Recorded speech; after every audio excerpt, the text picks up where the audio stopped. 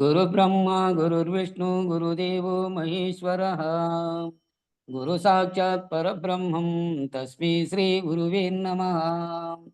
गुरुवे सर्वलोकानां विषजे भवरोगिणां निधिये सर्वविद्यानां श्रीदक्षिणामूर्तये नमः। बृहद्वादिष्टसिद्धान्तं पूर्णबोधोपदेशिका श्रीवेङ्कटेश्वर योगीन्द्रं सद्गुरुभ्यो नमो नमः। आत्मानात्म अतीतमनिशं केवलात्मोपदेशिकां श्रीवेमुलरामय्यार्य योगीन्द्रं सद्गुरुभ्यो नमो नमः। चराचरमतीतं च अचलपूर्णोपदेशिकां श्रीपूर्णानन्दपुल्लयार्य सद्गुरुभ्यो नमो नमः। पूर्णबोधसुधानिधिं पूर्वपुण्यफलप्रदम् वेदान्तानन्द सद्गुरुं वेङ्कटरमणार्य गुरुं भजे। पूर्णानन्दपुल्लयार्य पुत्ररत्न महागुरुं कृष्णानन्दं विभुं देवं कृष्णमूर्ति नमो नमः। परब्रह्मानन्दवर्षं परापरसमादर्शं ज्ञानाज्ञानतीतानन्द अस्वत्कार्या नमोस्तुते। सर्वकालाकालप्रत्यक्षं सर्वोत्तमसुशाश्रितं विरहितानन्दगुरुं वेङ्कटदासार्यं भजे। अस्मद्गुरुसमारम्भं कृष्णशान्तिपमाध्यमाम् श्रीमहाविष्णुपर्यन्तं वन्दे गुरुपरम्परम्। जय सद्गुरु प्रभु महाराज को जय। जय श्री पूर्णानंद पुल्लयार्य सद्गुरु प्रभु महाराज को जय।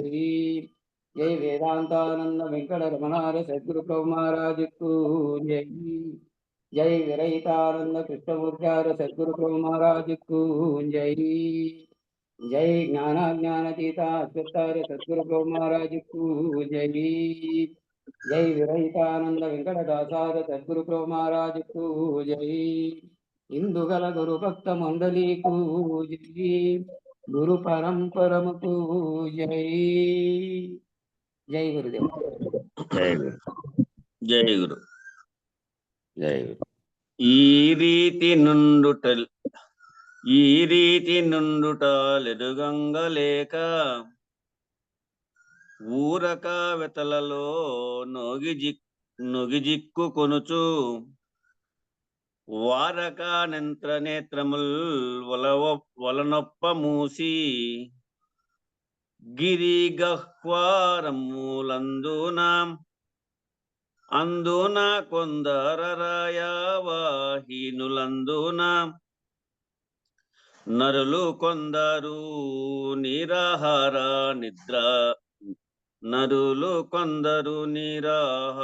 నిద్రలు మాని పరిపారి విధముల బయలుగానక తాము గిరి గహ్వారములందున అందున కొందరరాయవాహీనులందున కొందరు యోగముల్ గావించువారు కొందరు ధ్యానము కొందరు జ్ఞానమందులో కొందరు అనుభవంబులాను కొందరు తత్వమందున అందులోపల కొందరు ధ్యానమందున కొందరేమీ లేదని కొందరంతయు గల్దని కొందరందున గురుని అంది సేవించువారు కొందరు తత్వమందున అందులోపల కొందరు ధ్యానమందున నానా విధంబుల నటనల చేత కానక ఊరికే కదిలిపోయెదరు పూనిలెస్సగతిరిగి మేనులేనట్టి స్వానూని సన్నిధి చేరి పరిపూర్ణమైన దాని గ్రహింపగా గోరి మానాభిమానములు కానారాకుండా చేసి లోనా లెస్సగా తెలిసి వానికి దొరుకుగాని స్వానుని సన్నిధి చేరి పరిపూర్ణమైన దాని గ్రహింపగా గోరి అగణితం వైనట్టి ఆశ్చర్యమెల్లా జగదాదులైదగా సొగసుగా నుండు నిగమ సమ్మతమని నేర్పులు మీరా అఘాలులు బల్కుదురు సూమి కనుగోను మిదిగో పగలు రేయును జూడుమి అగపాడ నను చూబల్ వగలా చెప్పినా గాని ఒకటైనా నమ్మబోకు మకటా వ్యర్థుడయ్యేదా అఘాలు పల్కు దురుసూమి కనుగోను మిదిగో పగలు రేయును జూడుమి ఏమి విన్నను వేరే నెంచగా బోకు ఏమి గన్నను వేరే నెరుగగా బోకు ఏమి చేసిన వేరే నిన్నగా బోకు ఏమైనా బయలుజూడుము వింతలాగా నిది ఏమని భయపడకుము నియమించినట్టు త్రాడు పాముగా చూచి భయమేమి పడకు దీన్ని ఇంతే తెలియు మింతే ఏమైనా బయలుజూడుము వింతలాగాని ఇది ఏమని భయపడకుము అనఘులౌ శివరామ దీక్షితులను ఘనమంత్రములు 2 కల్పించినారు అనుమానమింతైన నంటదు దాని అనుదీనమునుదలచారా నీ భయములెల్ల క్షణములో పాలదీరురా జనుల కందరకు చిజ్జడ భ్రాంతి తీరునని కనిచేసినారు దాని ఘనమాతి తోడ మరువ అనుదీనమునుదలచారా నీ భయములెల్ల క్షణములో పాలదీరురా తెలియజెప్పెదదాని తేట తెల్లముగా నలయక నే ప్రొద్దు బలుకుము సుమ్మి మూలము లేకత మేలుగా నిరుగు నల అలా శరీరామునేమియు లేదా నీ పలుకు ఇలా షోడశాక్షరీయును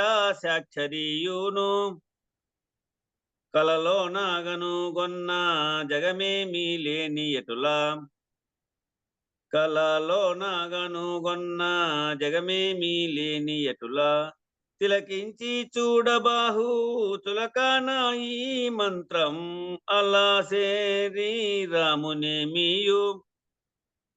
లేదా నీ పలుకు నిలషోడశాక్షరీయును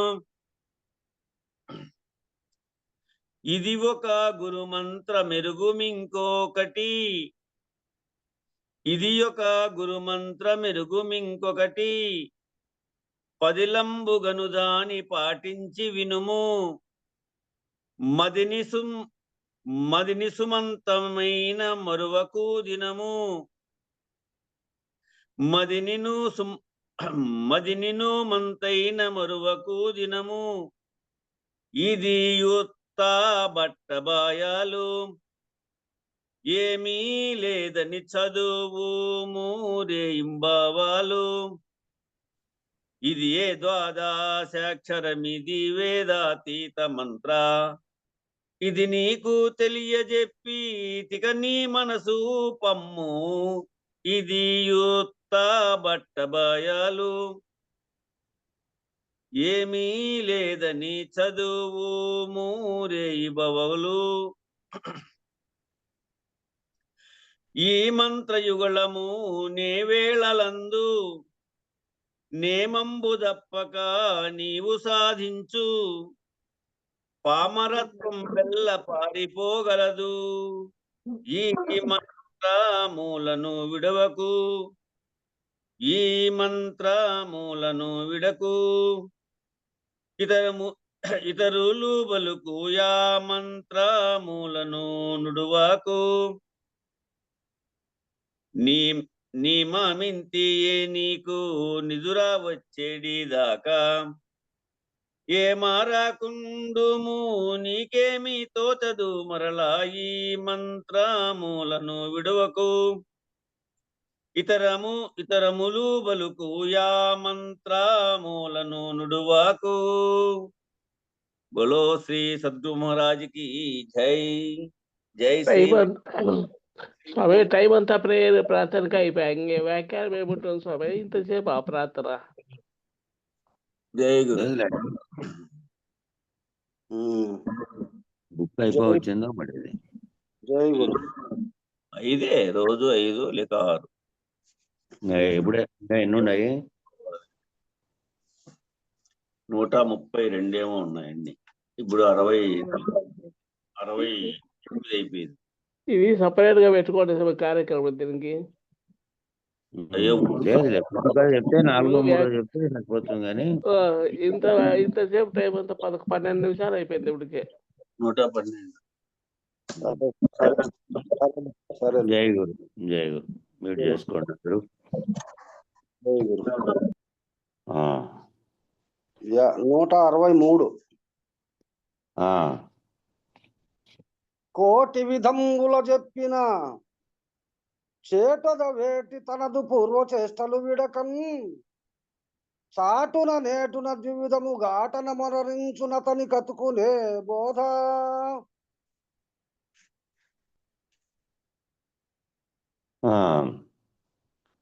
శిష్య, కోటి మార్లు చెప్పినను, ఎన్నిసార్లు చెప్పని, ఇంకా ఒక్కటే విషయం అని బృహద్వాసిష్టంలో మొదలుపెట్టినప్పటి నుంచి అయిపోయే వరకు అన్ని చాప్టర్లోనూ వచ్చింది. కోటి ఒకటే మాట గుర్తుపెట్టుకో అని దాంట్లో వచ్చినట్టే ఈ కంద పద్యంలో కూడా వచ్చింది. కోటి మార్లు చెప్పినను ఉన్నవి 2. ఒకటేమో జనన మరణములు కలిగి ఉండేది, ఒకటేమో జనన మరణములు లేక శాశ్వతమై అంతటా నిండి మళ్ళీ ఏ పరిణామ వికారములు దానికి ఏమి హెచ్చు తగ్గులు కానీ, లేకపోతే పుట్టడం రావడం కానీ, నశించడం కానీ, పుట్టడం కానీ ఏమీ లేకుండా ఉన్నటువంటి తనకు తానే ఏర్పడినటువంటి స్వతసిద్ధమై ఉండేది పరిపూర్ణం. ఇక ఒకటి జన్మమరణములు కలిగి అశాశ్వతమై ఏ కాలమునందున లేకుండా ఉన్నా కూడా లేకనే తోచినటువంటి ఎరుక అనేది ఒకటి. ఇట్లా ఇంకా కోటి ఉపమానములతో, ఈ కోటి విధములుగా ఎన్ని రకాలుగా ఉపమేయములతో, సూక్తులతో, యుక్తులతో ఈ పరిపూర్ణ బోధన ఎరిగించుచుండినను, అట్లా గురువు చెప్పడానికి కొరకు రకరకాలుగా ఉండేటువంటి ఎరుక ఏ విధమైనటువంటి పుట్టేపటి నుంచి ఏ విధమైనటువంటి చేష్టలతో ఉందో దాన్నంతా విచారించి భ్రాంతిరహితమైన తర్వాత ఏది ఉన్నదో ఏది లేనిదో తెలియపరచకని రకరకాలైనటువంటి యుక్తులతో, సూక్తులతో గురువు చెప్పాడు. ఇంకా ఇట్లా ఎదిగించుచుండినను ఈ పరిపూర్ణ బోధను చేటుదవేటి తన పూర్వపు చేష్టలు విడవక. తన పూర్వపు చేష్టలు అంటే అవి అలవాటుగా వచ్చినాయి, పుట్టపటి నుంచి వచ్చినాయి అవి.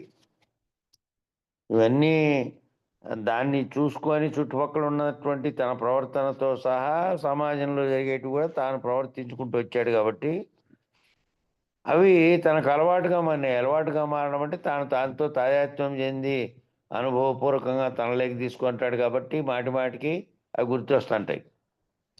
ఆ పూర్వవిశేషలు విడవకుండా జనన మరణ దుఃఖమును కలిగించు ఎరుకకే కొందరు మరిగి, ఆ జనన మరణ దుఃఖాలను కలిగించేటువంటిదే ఎరుక.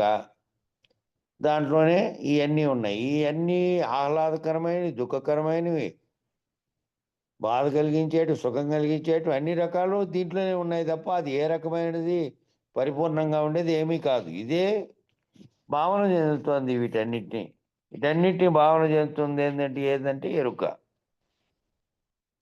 నీవు ఉన్నప్పుడు నీ గాఢ నిద్రావస్థలో నీకు ఏ చేష్టలు లేవు, ఏదైనా కూడా గుర్తుపడుతుందా? ఏమీ లేదు, నిద్రపోయావు అంతే. ఈ వ్యవహారికంలో ఉన్నప్పుడు ఏం చేస్తున్నావు? చుట్టూ ఏం జరిగితే దాంతో తాయత్వం చెందుతున్నావు. ఎప్పుడు నిరంతరము అది పరిణామంగా జరుగుతూనే ఉంటుంది. ఎరుక అనే దాంట్లో అనేకమైనటువంటి విషయాలు, కోటాను కోట్ల విషయాలు జరుగుతూనే ఉంటాయి, పోతూనే ఉంటాయి.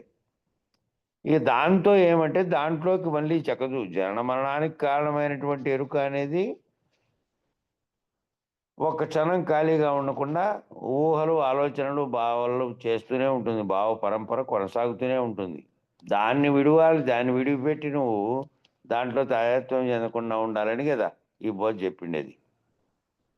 కాబట్టి దాని ప్రకారమే ఉండు. మనసా వాచ నువ్వు ఎప్పుడు దాని ప్రకారం ఉండాలి. కానీ పైకి ఒక విధంగాను లోపల మరొక విధంగాను రెండు విధములుగా వంచన చేసుకుని వంచనకు ఈ పరిపూర్ణ బోధ అతుకుతుందే. బోధిన్నంతసేపు, బోధ మాట్లాడినంతసేపు, బోధలో విచారణ చేసినంతసేపులే, మళ్ళా బయటికి పోతానే బాహ్యంగా మన పని మంది అనే టైప్లో కాదు కదా. భావములో నీకు ఈ విధంగా కుదిరితేనే అప్పుడు నువ్వు బయట లోపల రెండూ కూడా ఒకే రకంగా ఉంటావు, ఒకే రకంగా వ్యవహరిస్తావు. అప్పుడు అలవాటు అవుతుంది. ఒకటే రకమైనటువంటి భావము, ఒకటే రకమైనటువంటి మాట, అన్నిట్లోనూ ఒకటే రకమైంది. రెండు రకాలనే పద్ధతిని లేకుండా పోతుంది ఈ భావంలో ఇది ఒకటే విధంగా ఉంటే.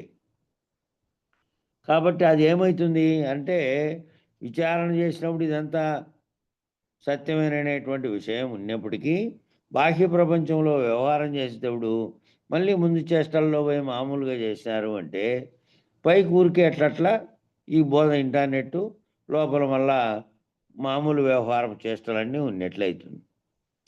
కాబట్టి అది ఆ బోధ అతుకుతుందే. ఆ బోధ చెప్పేకొచ్చినప్పటికీ, నోటికొచ్చినప్పటికీ, వ్యవహారం చేసినప్పటికీ రెండు విధాలుగా ఉండకుండా ఒకే రీతిగా ఉండేవానికైతేనే అది అతుకుతుంది. కాబట్టి ఎరుకను వదిలి ఉండలేడు. ఆ విధంగా రెండు రకాలుగా వ్యవహారం చేసేవాడు ఎరుకను వదిలి ఉండలేడు. బోధ జరిగేటప్పుడు కానీ వ్యావహారిక జీవితంలో కానీ ఒకటే రకమైన మాట, ఒకటే రకమైన పద్ధతి, ఒకటే రకమైనటువంటి వ్యవహారము ఉండాలి. జరుగుతున్నదంతా జరిగేదాంతో నువ్వు తాదాత్మ్యం చెందకుండా కళలో జరిగినట్టుగానే ఏదో జరుగుతోందిలే, ఇది ఒకటి జాగ్రత్తలో జరుగుతున్న కళ అని దాన్ని వదిలి ఉండాలి. దాంట్లో చేసే భ్రాంతి, మళ్ళీ భ్రాంతి చెందడం, మళ్ళీ వాటి పట్ల జనన మరణాలకు కారణమైనటువంటి ఎరుక విషయాల పట్ల తాదాత్మ్యం చెందడం మానుకోవాలి.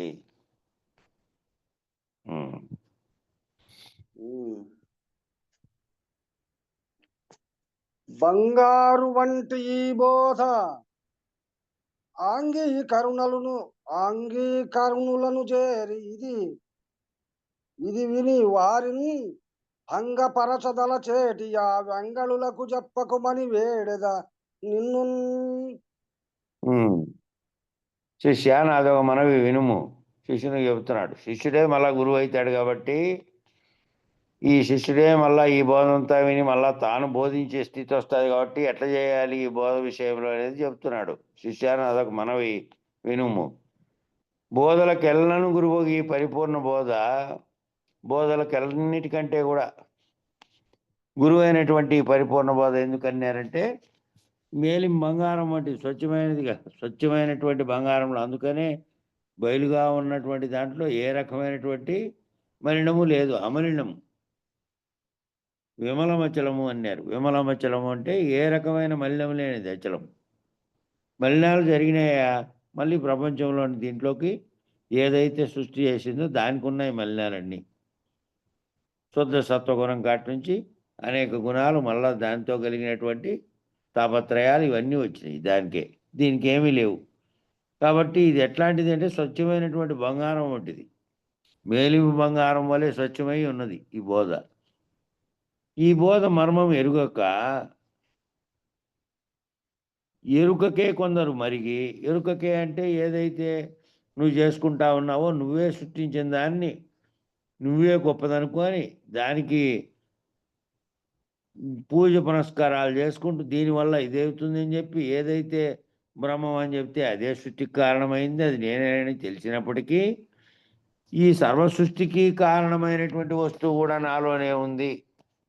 ఈ ఏర్పాటు కావడానికి ఇవన్నీ కల్పించడానికి ఈ పురాణాలతో సహా ఈ సర్వమును కూడా మొదట కలిగినటువంటి సంకల్పం అనేటువంటి ఆ ఎరుక పుట్టిన తర్వాతనే ఈ విధమైనటువంటి రచనలు చేసింది, ఈ విధమైనటువంటి అన్ని విచారాలు చేసింది, తత్వబోధ అదే చేసింది, లోతులుగా పోయింది, అదే తెలుసుకుంది, లాస్ట్కు ఇది లేనిదేనని తెలిసినది కూడా అదే. అంత తేల్చిన తర్వాత మళ్ళీ ఆ బోధకు సంబంధించి దానికి సంబంధించి ఇతర మార్గాల్లో ఉండేటువంటి దాంట్లో ఆ ఎరుకకే కొందరు మరిగి చాటున నేర్చున ద్వివిధముగా ఆటన అంటే ద్వివిధముగా అంటే రెండు విధాలుగా ప్రవర్తిస్తున్నటువంటి వాళ్ళు ఈడ ఈ విధంగాను ఇంకో చోటు ఇంకో విధంగాను ప్రవర్తించి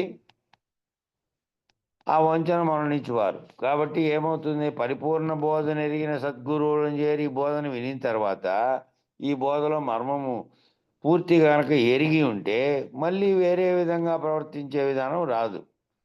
ఈ బోధలో గల మర్మం ఎరుగకనే వీళ్ళందరూ ఏం చేస్తున్నారు, అది సరిగా తన బోధ పడలేక, తాను కొంతకాలం ఓపిక లేక, తాను ఏదైతే తెలుసుకున్నాడో దాని యొక్క భావములో ఆరూఢత చెందలేక, అయ్యో ఏమోనప్ప నాకు ఎంతకాలం అయిందను ఇది వినబట్టి కనబట్టి చాలా ఏళ్ళు అయిపోయాయి, ఇంకోసారికి ఆయన దగ్గరికి పోయింటే తొందరగా మేలైతుందేమంటే నీలో ఇది మేలుపరిచేకి ఇదేదో వైద్యమో ఇంకోటి అయినా లాంటిది కాదు. చేస్తానప్పటికీ నీ బోలో భావనే తీవ్రత ఉండాలి.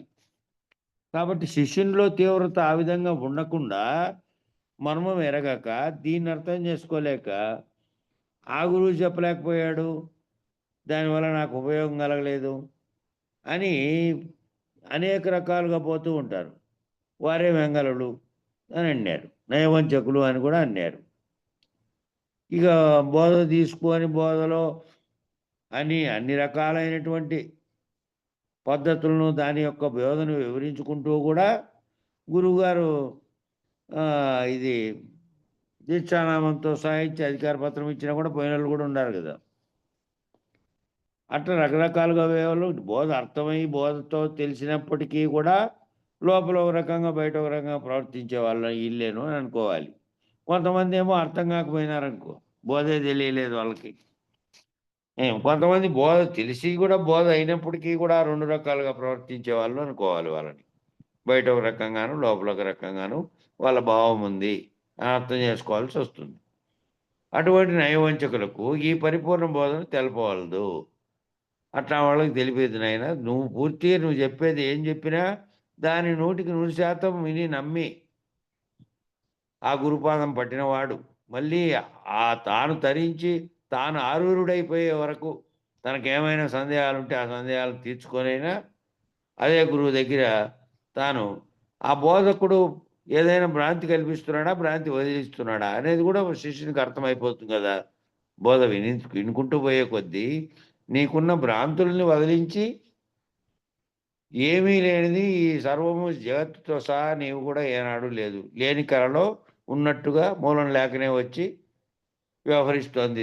ఇది లేనిది అని నిన్ను కూడా లేనటువంటి భ్రాంతి రహిత స్థితికి తీసుకుపోతా అంటే ఇంకా నీకు అర్థం కాని విషయాలు అడిగి నువ్వు ఎన్నాళ్ళపైన ఉండొచ్చు. లేదు, లేని భ్రాంతులు కల్పించే గురువు అయితే నీకు మధ్యలోనే అర్థమవుతుంది. అప్పుడు వదిలేసి ఇదంతా బయట బాహ్యంగా చెబుతున్న అన్ని రకాలుగానే ఇది కూడా ఉంది, దీంట్లో ఏం ప్రత్యేకత లేదనేది నీకు అర్థమవుతుంది. కానీ పరిపూర్ణ బోధ అటువంటిది కాదు. కాబట్టి పరిపూర్ణ బోధ మళ్ళా మేలిమి బంగారం వలె మళ్ళీ యథాతథ స్థితి ఈ జగత్తులో మూలం లేకనే ఉన్నప్పుడు ఎట్లుందో అట్లా స్థితికి తీసుకుపోయేది. మూలం లేకనే వచ్చిండేది కల్పించినటువంటి ఎరుక శ్రేష్టంలోకి తీసుకుపోయేది కాదు. కాబట్టి అట్లా రకరకాలుగా 2 రకాలుగా ఉండే మనస్తత్వం ఉండే వాళ్ళకి బోధన తెలపొద్దండి. తెలిపినా అది వాళ్ళు ఆరూఢుడై దీంట్లో మనమే వెరగలేరు వాళ్ళు అని మనం ఏం చెప్తున్నాడు గురువు. కాబట్టి ఆశ్రయించే శిష్యుని మనస్తత్వం ఎట్లాంటిది, వాడు నిలకడగా ఈ భావంతో తొక్కుంటాడా లేదా అని కొన్నాళ్ళు చెప్పిన తర్వాత అర్థమైపోతుంది కాబట్టి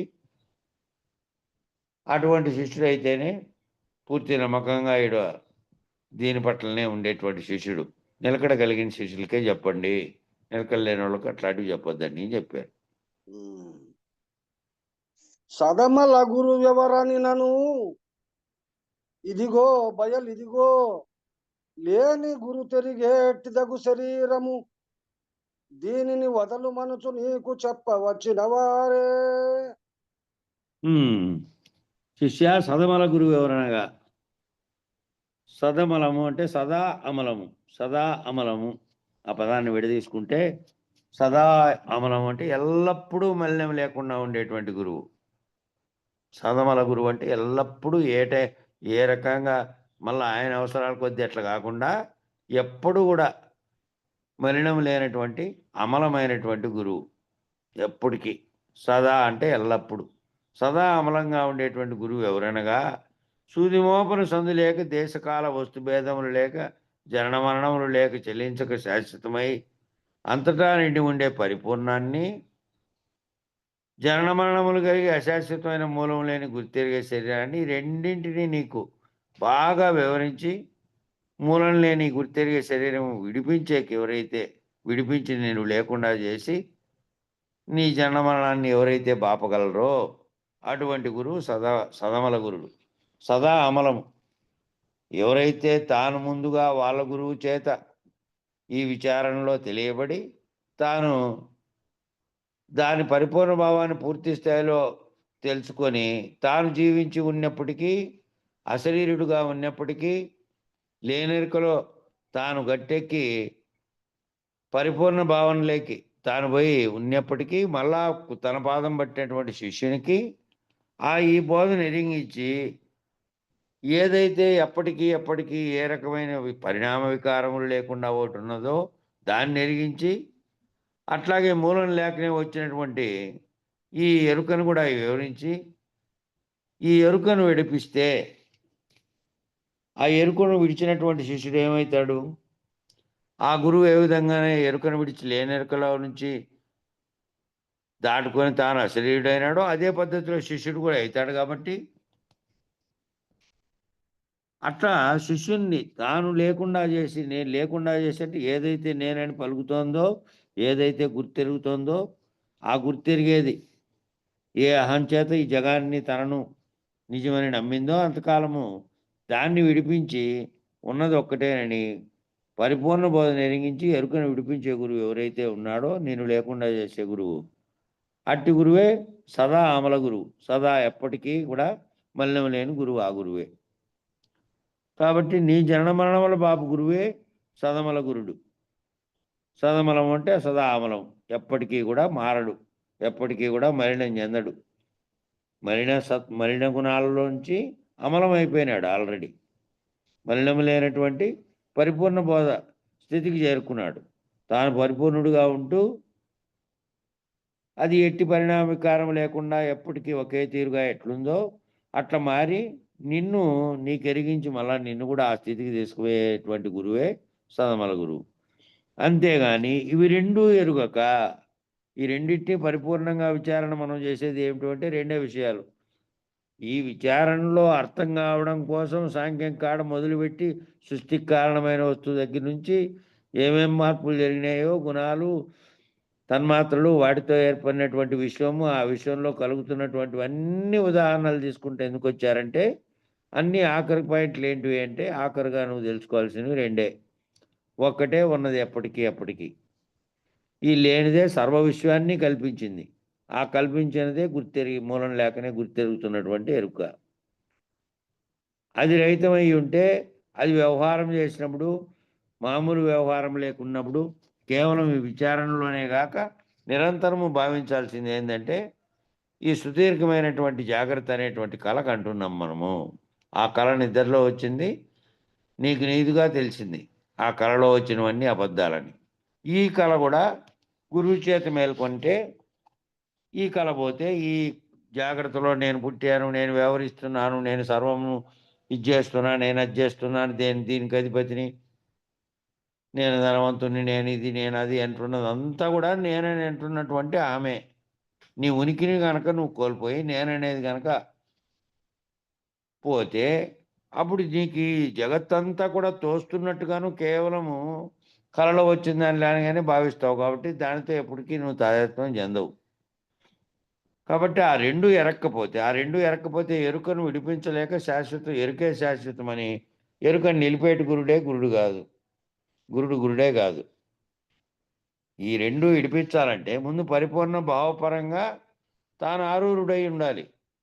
పరిపూర్ణం ఎందుకంటే చూపించేది వస్తు రకంగా ఇంకో రకంగా చూపించి చెప్పేది కాదు. కాబట్టి ఊహ చేత ఎరిగేది. ఊహ చేత ఎరగాలి అంటే ముందు ఈ భ్రాంతులన్నీ తొలగించుకుంటూ పోయి ఉండాలి. దీని చేత ఏర్పడినటువంటి భ్రాంతులు ఏవైతే ఉన్నాయో అవన్నీ నిజంగా అపోహలు అనేటువంటివి నీకు దృష్టాంత దాష్టాంతముల చేత ఎరిగినటువంటి వానివై ఉంటే ఇంకా అట్టి గురుడు నిన్ను కూడా ఆ స్టేజ్కి చేరుస్తాడు. ఇక తనకే ఒకవేళ ఇది పూర్తి స్థాయి అవగాహన కాలేదు అనుకో, కేవలం వాచ్యార్థం మాత్రమే తెలిసింది అనుకో, లక్ష్యార్థము నిర్ణయార్థము అయి ఉండాలి. దాని లక్ష్యం ఏమిటి? వాచ్యార్థంలో వచ్చిన దాని లక్ష్యం ఏమిటి? మళ్ళీ ఆ లక్ష్యం తెలిసిన తర్వాత నిర్ణయం ఏది జరిగిందో ఆ నిర్ణయం జరిగిండే దాన్ని కూడా తొలగించుకుంటే నిర్ణయించినది కానీ ఈ లక్ష్యాన్ని పెట్టినది కానీ ఇదంతా సర్వం పోయినటువంటి స్థితిలోకి వస్తాడు.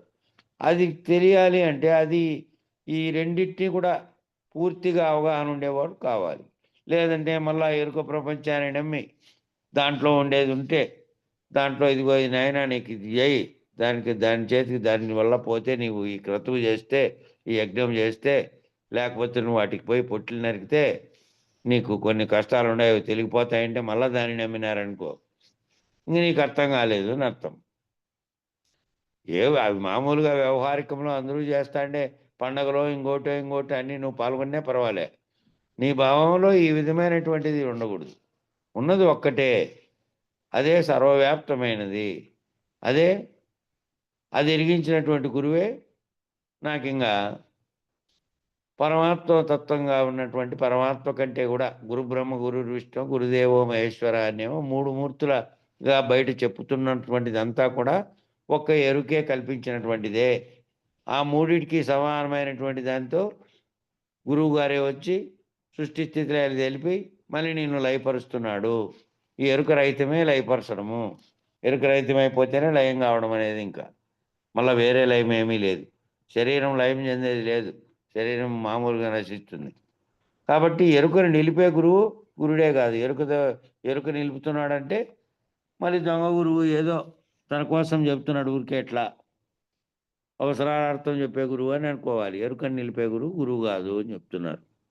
కాబట్టి కందపద్యం 155లో నందుగల సదమల అనేదాన్ని వివరణ చూడమంటున్నాడు. సదమల అనే వివరణ అంటే సదా అమలంగా ఉన్నటువంటి ఎరుకతో సంబంధమైనటువంటి దేనితోనూ తాదాత్మ్యం చెందకుండా గుణరహితంగా మొదట ఏ విధంగా ఉందో, ఏ విధమైనటువంటి స్వచ్ఛత్వం అంటే ఈ లోక సమితి ఎంత ఏర్పడకముందు ఏ విధంగా ఉందో అవ్యక్తంలో ఉన్నప్పుడు అట్లా సదా ఉండేది, సదా అమలం. అదే చెప్పన్నా. రోగపు చేష్టలు పోయిన రోగము కలదనిన మాటికి రోయక నిన్ను గుర్తెరుగుట మణగిన నే కలనన నీదు మాట నిశ్చయమటరా. చూడండి శిష్య, రోగం వచ్చినచో ఆ రోగపు చేష్టలు దేహమునందు కనపడుతుంది కదా. ఏదైనా రోగం వచ్చింది అనుకో, మామూలుగా ఉండేవానికి కొద్దిగా మార్పు వచ్చిందంటే శరీరంలో, గొంతులో, ముక్కులో, శరీరంలో ఎక్కడైనా కానీ మాటలో, లేదంటే ఒళ్ళు నొప్పులో, ఇంకోటి ఏది జరిగినప్పటికీ కూడా దాని యొక్క చేష్టలు కొన్ని కనపడతాయి కదా. ఆ చేష్టలు ఏమీ లేదంటే మామూలుగా ఉంది అని అర్థం. ఏదైనా అనారోగ్యమైంది అంటే అప్పుడే దాని చేష్టలు కొన్ని దేహంలో కనపడతాయి. అది ఎట్లా అంటే పచ్చకామరలు వచ్చిన కళ్ళు పచ్చగా మారుతుంది, మూత్రం పచ్చగా వచ్చును, ఆ కళ్ళు నశిస్తుంది. ఎందుకంటే అరుగుదల అనేది చేయండి. పచ్చకామెరలు వచ్చినప్పుడు ముందు దెబ్బతినేది ఏంది, ముందు వ్యవహారం నశించేది ఏంటంటే లివర్ అనేది. అది అరగడానికి అవసరమైనటువంటి ఎంజైములన్నిటినీ విడుదల చేస్తూ ఉంటుంది. కాబట్టి పదార్థం తినింది అరుగుతూ ఉంటుంది. పదార్థం అరగలేదు అంటే ఈ కామెర్లు వచ్చిన వారికి ఏం జరుగుతుంది అంటే అరిగేటువంటి శక్తిని కావలసినటువంటిది ఇచ్చేదైనటువంటి లివర్ లాంటివి పనిచేయవు. పనిచేయడం అంటే పూర్తి స్థాయిలో లేకుండా ఏదో దానికి జబ్బు పని దానిలాగా అది అవుతుంది. కాబట్టి దానికి ఏమవుతుంది, ముందు అది కోలుకుంది అనుకో అరుగుతుంది అది ఆటోమేటిక్గా. కాబట్టి ఆ మార్పు ఏంది, మార్పు తెలిసింది కదా నీకు. కాబట్టి రోగమునకు తగిన ఔషధం వాడినారనుకో, ఆ ఔషధం వాడితే అది బాగా అయిందనుకో, అప్పుడు నువ్వు ఆకలి కలుగుతుంది, తిన్నది అరిగిపోతుంది. లేదనుకో జ్వరం వచ్చిందనుకో, మామూలు జ్వరం వచ్చినప్పుడు కూడా అంతే. ఆ లోపల అరగకుండా ఎందుకు వస్తుంది అంటే అది అరిగించే శక్తిని తగ్గిపోతుంది దానికి. ఆ జ్వరం వచ్చినప్పుడు ఈ ఏవేవి రసాయనాలు వదిలితే అవి కలిసి ఆహారంలో అది తొందరగా అంతా కూడా వ్యర్థ పదార్థం పోయి దాంట్లో ఉన్నటువంటి అవసరమైనటువంటి శక్తి మాత్రమే రక్తంగా రూపంలో పోతుందో అది లేకుండా అవుతుంది. అందుకనే అనారోగ్యమైన వాళ్ళు భోజనం చేసిన వాళ్ళు చేయలేరు, తినలేరు. ఆ ఔషధం మాన్నారనుకో, రోగపు చేష్టలు పోయినాయనుకో, దేహానికి స్వస్థత చేకూరిందనుకో, అప్పుడు ఏమవుతుంది, రోగపు చేష్టలు పోయినను రోగం ఉన్నదేమోనని మనసేమో తలుస్తూ ఉంటుంది కొన్నాళ్ళు. ఇంకా ఉంది లేదు పూర్తి స్థాయి వచ్చే వరకు ఆయనకి కొన్ని రకాలైనటువంటి అలవాటు పడి ఉంటాడు దానికి. మామూలు తిరుక్కోవాలి అంటే కొన్ని రోజులు పడుతుంది. కాబట్టి మళ్ళా ఉన్నదేమోనని తలుస్తూ ఉంటాం. ఈ అనారోగ్యమైంది, వారమైంది, జ్వరం నిన్నటితోనే ముగిసిపోయింది. మనకు బయటకైతే వెంటనే తెలవదు. కొంచెం శక్తి పుంజుకునేదాకా తెలవదు. శక్తి పుంజుకునేదాకా నిజానికి రోగం పోయినప్పటికీ కూడా మందులు వాడి ఏమనిపిస్తూ ఉంటుంది అంటే ఇంకా 4-5 రోజులు అట్లనే సుస్తుగా ఉన్నట్టు తలుస్తూ ఉంటావు. ఎందుకు అంటే దాని ప్రభావం ఉంటుంది కాబట్టి. నిజానికి పోయి ఉంటుంది, మళ్ళీ నీ శక్తి వచ్చే వరకు నువ్వు గుర్తించలేవు. అట్లా తెలిసినట్లుగానే ఆ విధంగానే గుర్తెరుగుటే నీకు గల రోగం. నీ రోగం ఏమిటి అంటే అన్నిటినీ గుర్తెరిగి వాటిని అన్నిటినీ సత్యము నిత్యం అనుకోవడమే రోగం. ఏది సత్యమో ఏది నిత్యమో అంతా వివరించి చెప్పారు. కాబట్టి మళ్ళా ఈ పోయింది రోగం పోగొట్టాడు గురువు ఏమి లేదు అని అనుకోకుండా మళ్ళా 4-5 రోజులు ఏదైనా అనారోగ్యమైనప్పుడు ఏ విధమైన భావం ఉంటుందో ఆ విధమైనటువంటి భావం ఉందనుకో, ఆ భావం ఏమిటిది ఇది వేదాంతంలో అంటే గుర్తెరగడమే. గుర్తెరిగేది రహితపరిచేకే ఈ బోధంతా కదా. గుర్తెరుగుతున్న దాంతో కంటున్నటువంటి కలలేకి మళ్ళా తాదాత్మ్యం చెందొద్దు. గుర్తెరిగేది లేనిది, ఎప్పటికీ అప్పటికీ ఉండేది పరిపూర్ణమైనటువంటి, ఎప్పుడు ఏ కదలిక లేనటువంటి, దేనికి అవకాశం ఇవ్వనటువంటి, ఏ మార్పులు చెందినటువంటిది అదే. కాబట్టి రోగం ఏమిటి మనకు కలుగుతానేదంటే గుర్తెరిగిట. ఆ గుర్తెరిగి నేను అనేటువంటి తత్వంతో పనిచేయుట. నేను అనే తత్వంతో చేస్తే నువ్వు కర్తవవుతావు. ఆ గుర్తెరుగుట వలన కర్మలు కలుగుతున్నవి. గుర్తెరిగే దాని వలన కర్మలు రాత్రి అనుకున్నాం ఇక్కడ వచ్చినప్పుడు, గుర్తుందా? ఏ పని చేసినా కూడా గుర్తెరిగే దాంతోనే చేస్తున్నావు కదా. గుర్తెరగకుండా తనంతకు తమే అవయవాలు శరీరంలోకి పోతున్నాయా ఎక్కడన్నా? లేదు. నువ్వు గుర్తెరిగే చేస్తున్నావు ప్రతి పని. ఆ గుర్తెరిగే దాని వల్లనే చేసేదాని వల్లనే కర్మలు కలుగుతున్నాయి. కాబట్టి గుర్తెరిగే దాంట్లో నువ్వు కర్తగా ఉండకపోతే కర్మలు వాటంతటవి నువ్వు జరుగుతూ ఉన్నప్పటికీ కూడా కారణంగా కావు. అవి కర్మను కలిగించలేవు. కర్మ ఎప్పుడు కలుగుతుందంటే నువ్వు కర్తవ్యాన్ని నిర్ణయించుకొని నేను కర్తగా చేస్తున్నాను, గుర్తెరుగుతున్నాను, అన్నిటినీ గుర్తెరిగే ఎరుకతో నేను ప్రతి ఒక్కటి చేస్తున్నప్పటికీ దాన్ని గుర్తులో లేకుండా ఇది కేవలం కలలాగే జరుగుతుందని భావించి కనుక నువ్వు చేస్తే అప్పుడు గుర్తెరుగుట్లేదు. గుర్తెరుగుట అరిగిన ఈ పరిపూర్ణ బోధ చేత గుర్తెరుగుట అరిగినను నేను కలను అనే మాట నీ మాట నిశ్చయమటరా. నువ్వు ఆ విధంగా తెలుసుకుంటే కనుకట నేనున్నాను, నేను చేస్తున్నాను, నేను ఇది చేస్తున్నా అని చెప్పేదంతా కూడాను లేనిదే కదా. నువ్వు తొలగితేనే కదా. నువ్వు తొలగితే గుర్తెరిగేది తొలగినట్టు. గుర్తెరిగేదే నేనని అంటున్నది ఇక్కడ. కాబట్టి అది నిశ్చయమవుతుంది ఆ పరిపూర్ణం ఎరిగింటే. శిష్య, ఈ పరిపూర్ణ బోధ వెనక మునుపు నీ భావమేమి? వెనక మునుపు ఏమి? జగత్తంతా నిజమే అనుకున్నావు. కనబడేది, దాంతో ఏర్పడినటువంటి చుట్టూ ఉన్న బంధాలు, శరీరానికి కలిగిన బంధాలు, ఇక బాహ్య ప్రపంచంలో నీ భావం ఏమైతే ఉందో దీనికి అంతటికీ అతీతంగా ఎవరో ఉండి నడిపిస్తున్నారు. ఏమి ఆ ఆ రకమైనటువంటి ఆధ్యాత్మిక భావనతో దాన్ని కొలవాలని ఇట్లా బాహ్య ప్రపంచంలో మిగతా వాళ్ళందరినీ చూసి నువ్వు ప్రవర్తించినావు చుట్టూ ఉన్నటువంటి జగత్తుతో తాదాత్మ్యం చెంది. ఇది తెలిసిన తర్వాత ఈ పరిపూర్ణ బోధ వెనక ముందు అది విధంగా ఉంది. బోధ విని పెదప నీ భావం ఏమిటి? ఈ బోధ విన్న తర్వాత మిగిలినవన్నీ కూడా ఏదైతే గుర్తెరుగుతోందో అది సంకల్పించి కల్పించినవే అన్నిటికీ కారణమై ఉన్నది. అది సంకల్పించేది గనక కల్పించేది లేకపోతే ఏమిటి? ఏదీ లేదు. ఏదీ లేనటువంటి స్థితి గుర్తిరిగే దానితో దాన్ని నశింపు చేసుకొని నేను ఆ భావంతో కలిగి ఉండాలి. శరీరాన్ని కాదు. శరీరము ఉంటుంది నీకు దాని వృద్ధాప్యం వచ్చినప్పుడు దానికి దానికి సమయం వచ్చినప్పుడు అది పోతుంది. అదంతకదే నశించిపోతుంది. దాంట్లో ఉండి సర్వము నువ్వు చేస్తున్నటువంటి దాన్ని గనక నువ్వు శరీరం ఉన్నట్టుగానే పోగొట్టుకోగలిగితే గురుకృప చేత నువ్వు ఉన్నప్పటికీ వ్యవహరించినప్పటికీ ఏ కర్మలు నేనున్నాననే పద్ధతిలో చేయవు కాబట్టి కర్మని ప్రత్యేకంగా నువ్వు కల్పించుకోవు.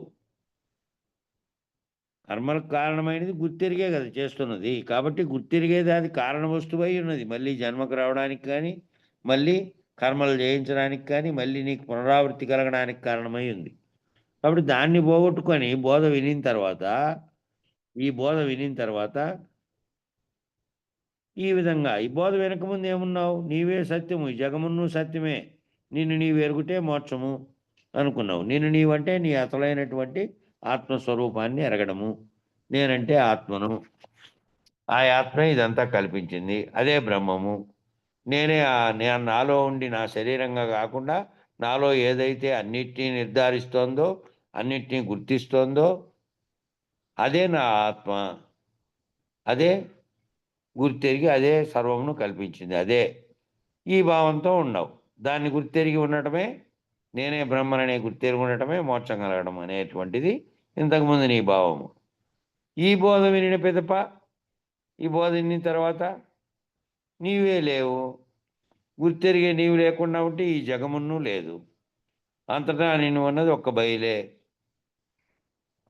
ఈ నేనుగా భావించింది ఈ నాలో ఉండేటువంటి అంటే బాహ్యంగా నామరూపాత్మకంగా పేర్లతో కనబడి కృష్ణమూర్తి ఇంకోటి అని వెంకటేశ్వరు ఇది అదే అని పెట్టినారే బాహ్యంగా శరీరానికి పెట్టినటువంటిది కాదు. శరీరంలో ఏదైతే నిర్ణయిస్తుందో అదే కదా, అదే నీ అసలు స్వరూపమని, అదే ఆత్మని, దాన్ని గుర్తిరిగి అది బ్రహ్మమని ఈ విచారణ ద్వారా అన్నీ తెలియబడినప్పటికీ తెలియబడిన తర్వాత ఏదైతే ఈ పరిపూర్ణ బోధ వెనకముందు అదంతా భావించినావో పరిపూర్ణ బోధ వినిన తర్వాత ఇదే అసలు కారణము, ఈ అన్నీ కల్పించడానికి కూడా కారణం ఇదే.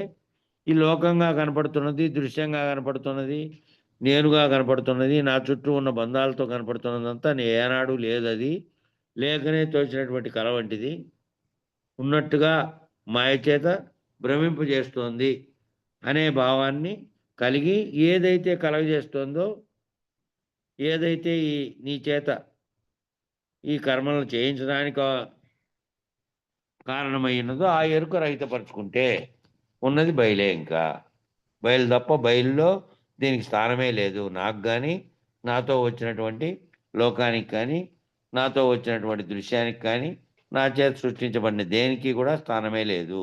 నేనని అంటున్న దానికే స్థానం లేదు. కావున ఈ బోధ వినిన పిదప నేను కలననే మాట నిశ్చయం కాదు కదా. నేను లేను, నాతో కల్పించబడిన జగము లేదు, దీనికి మూలమే లేదు, బయలు తప్ప మరేమీ లేదు. ఇదంతా ఎరుక అనేటువంటి గుర్తెరిగేది చేసినటువంటి కల్పనే అనేది అర్థమైంది కదా. అర్థమైన తర్వాత మళ్ళీ నేను సత్యం అనేది కానీ నేను నిత్యం అనే భావనే రాకూడదు.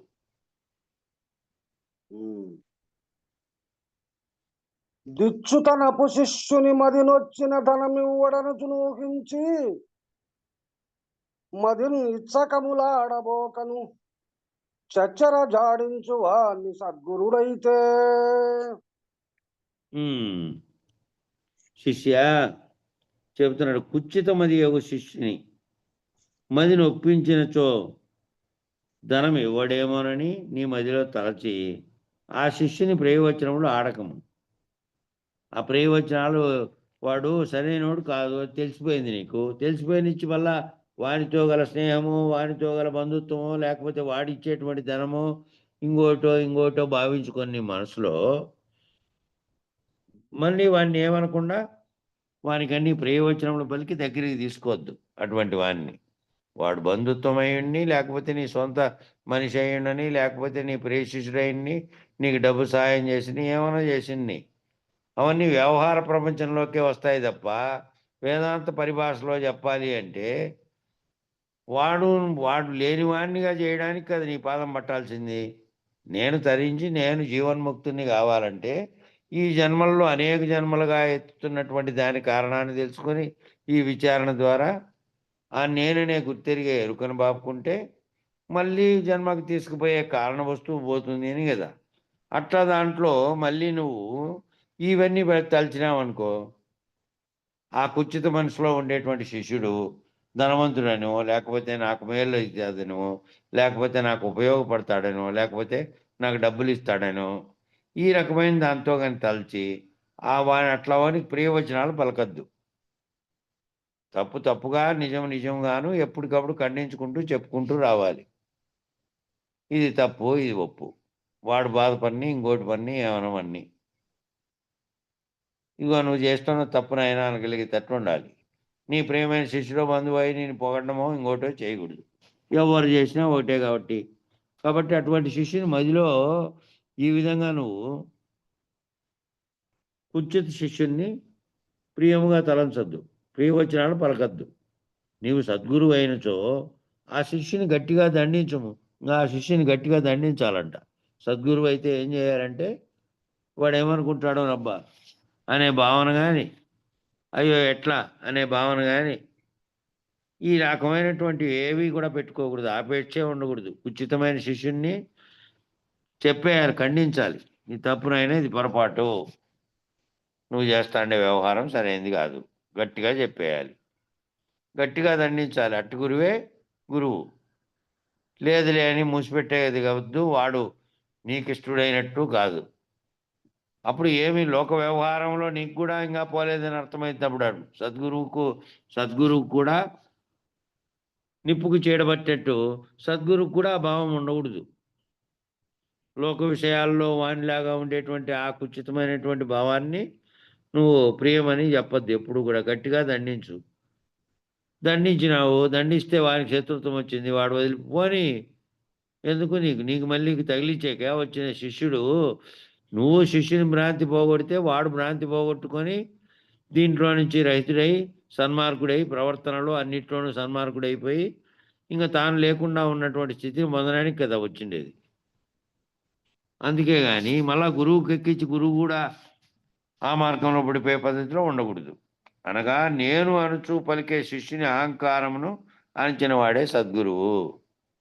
ఎవరైతే మళ్ళీ ప్రతి దాంట్లోకి తీసుకొచ్చి నేను లేకపోతే వాళ్ళు చేసుకోలేకపోయి నేను నిలబడితే నేను ఇంత ఇచ్చిన ఈ నేననే దాన్ని ఉన్నంతకాలము వాడు బయటపడ్డు. నేననేదే రాదు. వాడు ఎంత పని చేసినప్పటికీ, ఎంత కృషి చేసి ఎంత గొప్పగా చేసినప్పటికీ మౌన స్థితిలో ఉంటాడు నిజమైనటువంటి వాడు. ఈ మళ్ళీ గొప్పలు చెప్పేదానికి రాడు. కాబట్టి నేను అనుచు పలికే శిష్యుని అహంకారాన్ని అణచిన వాడే గురువు. లేదనుకో అహంకారమే ఎరుక, కాబట్టి ఎరుకను అణిచినటువంటి వాడే సద్గురువు. కాబట్టి గురువుకి ఏమాత్రము మళ్ళా ఎరుకలేకి పోయే గురువు ఉండకూడదు. ఎరుకను అణిచేసిన తానే తన పనే అది. సద్గురువు అంటే తాను ఆల్రెడీ ఎరుక రహితమై ఉన్నాడు. తన పాదం బట్టేకొచ్చిన శిష్యుడు వచ్చిన తర్వాత మళ్ళా ఎరుక చేష్టలు ప్రవర్తించినాడు అనుకో, ఆ గురువు ఎట్లుండాలంటే ఖండించేటట్లు ఉండాలి. ఖండించి ఇది నాయన ఇది ఈ విధంగా ఉంటే నేనని పలికేస్తున్నది ఏదైతే ఉన్నదో అది అహం కింద లెక్క. అది ఏ రకంగానూ ఏ రకమైనటువంటి బాహ్య ప్రపంచం కుచిత భావాలు పెట్టుకోకూడదు. ఈ బోధలోకి వచ్చిన తర్వాత సర్వరహితమైనటువంటి స్థితిలో నువ్వు ఉండాలి. ఉన్నది ఒక్కటే, అదే గురుస్వరూపంగా నీకు వచ్చి నిన్ను రహితపరిచి, ఏ ఎరుకలోంచి రహితపరిచి దర్శింపజేయగలిగి బయలును గురించి నిన్ను చేయడానికి వచ్చింది. నువ్వు ఆ విధంగా మారడానికి నీకుండేటువంటి నేనుతో సహా సర్వమును వదులుకున్నటువంటి స్థితిలో నువ్వు ఉండాలి.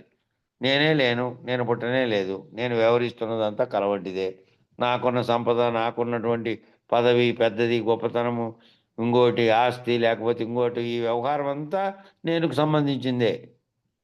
నేనే లేనప్పుడు, నేను పుట్టినటువంటిది కలగా ఉన్నప్పుడు, నేను వ్యవహరిస్తున్నది కలగా ఉన్నప్పుడు, నేను భావిస్తున్నదంతా కలగా ఉన్నప్పుడు, వ్యవహారం అంతా కలయినప్పుడు, మళ్ళీ నేను అహంకరిస్తే మళ్ళా నేను నిలుపుకున్నట్టే కదా. కాబట్టి అట్టి వారిని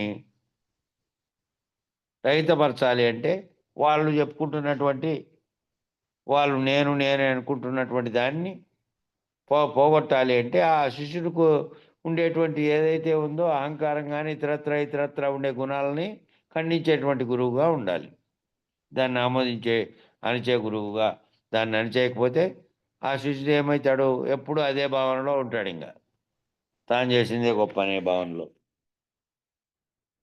అటువంటి ఎరుకను అణచినటువంటి వాడే సద్గురువు అని చెప్తున్నాడు సారాంశం. గురుడు తననెంత మెచ్చిన వరశిష్యుడు లొంగి తిరగవలయును, మదిలో మురిసి భయభక్తి లేకను తిరిగిన చేటదవు నిజము తెలియగదోయి. చెప్తున్నాడు. ముఖ్యమైన మంచి శిష్యుడు ఎవరు అంటే, సత్శిష్యుడు అంటే ఎవరు? ఉత్తమమైనటువంటి మంచి శిష్యుడు అంటే ఎవరు? 4 శుశ్రూషలు లోలత గావించుకొనుచు లోకాతీతం మన లోకించు వాడు అని అర్థం. 4 రకాలైనటువంటి శుశ్రూషలు గురువుకు: అంగ శుశ్రూష, స్థాన శుశ్రూష, భావ శుశ్రూష, ఆత్మ శుశ్రూష అని చెప్పినటువంటి 4 రకాలైనటువంటి గురువుకు అన్ని రకాలుగా సేవలు చేసినటువంటి వాడు ఉన్నాడే, అటువంటి శిష్యుడు లోకాతీతం మన లోకించువాడు, అవలోకించువాడు. లోకాతీతమును, లోకానికి అతీతమైన దాన్ని అవలోకన చేసుకొని ఉండేటువంటి, అవగాహన చేసుకొని ఉండేవాడు. అటువంటి శిష్యుడు అన్ని రకాలుగా నేననే అహం ఏ రకంగానూ లేకుండా పూర్తి గురువాక్యం చేత అర్థం చేసుకోగలిగిన వాడై, అవగాహన చేసుకోగలిగిన వాడై, గురువుకు అటువంటి సేవలు చేసిన వాడై, ఏ రకమైన అహంకారము లేకుండా లోకాతీతాన్ని ఎవరైతే అవలోకిస్తున్నారో, నువ్వు చెప్పే దాంట్లో నీకు సేవ చేసుకుంటూ, గురువుకు సేవ చేసుకుంటూ కూడా నేను సేవ చేస్తున్నా, నేను ఇది చేసిన, ఇంతకుముందు దాంట్లో చెప్పి చూడు, ఏ రూపంలో కూడా అహంకారం లేకుండా లోకానికి అతీతమైనది ఏదో ఆ గురువు ద్వారా తెలుసుకొని నేను రైతుపరుచుకుందామని ఉండేవాడు నిజమైనటువంటి సత్శిష్యుడు. నిజమైన సత్శిష్యుడు తాను ఎన్ని రకాల శుశ్రూషలు చేసినప్పటికీ మళ్ళీ దాన్ని చేసిన దానితో కాకుండా చేసిన దాన్ని అంతటి ఫలితంగా గురువు నుంచి ఏం ఆశించేటట్లు ఉండాలి అంటే, లోకాతీతమైనటువంటి దాన్ని అవగాహన చేసుకునే స్థితిలో ఉండాలి. అలాంటి శిష్యుణ్ణి గురుమూర్తి తిట్టక ఎంతో మెచ్చుకొను.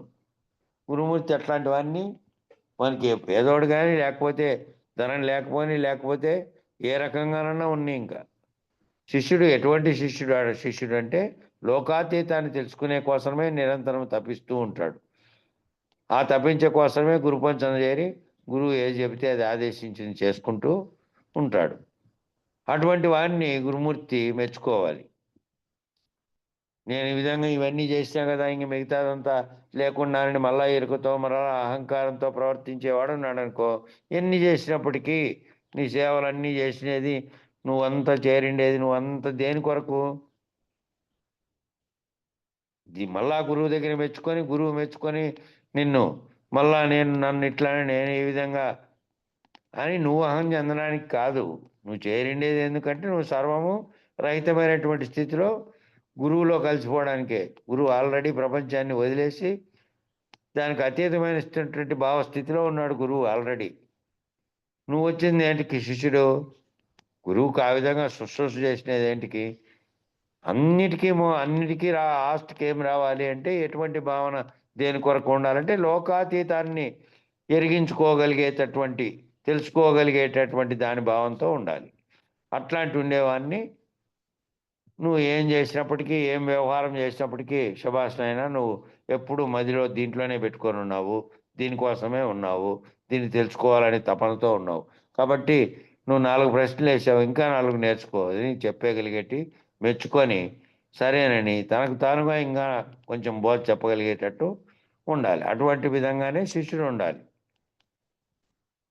అటువంటి విధంగా గురువు కూడా ఉండాలి. అట్లాంటి వాడిని, ఆ విధమైనటువంటి లోకాతీతాన్ని గురించే నిరంతరం పాటుపడేవాడిని, ఆ విధంగా అహంకార రహితమైనటువంటి శిష్యుణ్ణి మెచ్చుకొని గురిని మెచ్చుకోలను మదియందు మురిసిపోయినను గురువాజ్ఞను జవదాటక గురిని ముందు నమ్రతతో మెలగవలేను.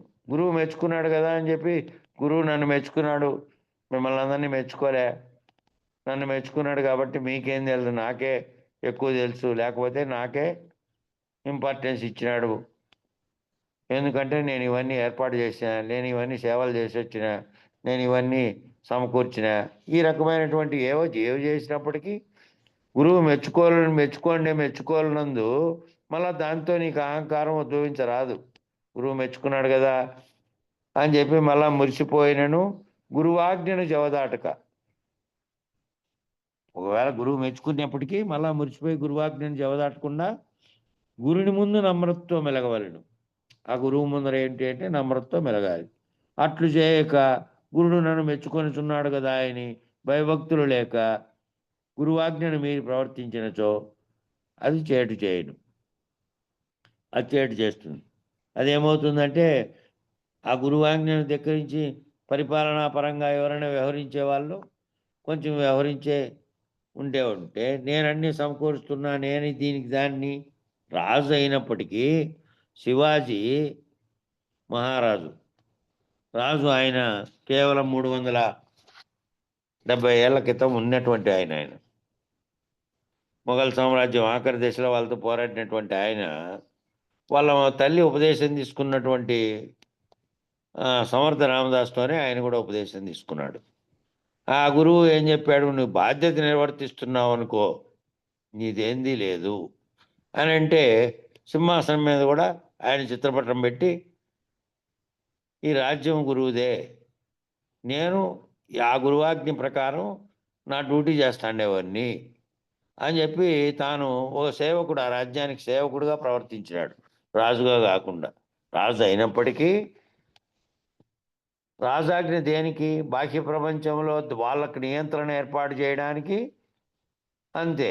కాబట్టి గురువాజ్ఞే రాజాజ్ఞ కంటే గొప్పది అని తెలుసుకొని ఏం చేశాడు, రాజుగా ఉన్నప్పటికీ కూడా గురువాజ్ఞను మేరకుండా గురువు ఏ విధంగా చేశాడో ఆ విధంగా రాజ్యం కూడా నాది కాదు, నేను కేవలం వ్యవహారం చేస్తున్నటువంటి వాడిని, ఆ గురువాజ్ఞ చేత ప్రవర్తిస్తున్నటువంటి వాడిని, నా కర్తవ్యాన్ని నిర్వహిస్తున్నటువంటి వాడిని అనే దాంతో ప్రవర్తించాడు. కాబట్టి గురువు నన్ను మెచ్చుకున్నాడని కానీ, నన్ను మెచ్చుకున్నాడు ఇంకేమైనా భయభక్తులు లేక గురువాజ్ఞను మీరి ప్రవర్తించరాదు, అది చేస్తుంది.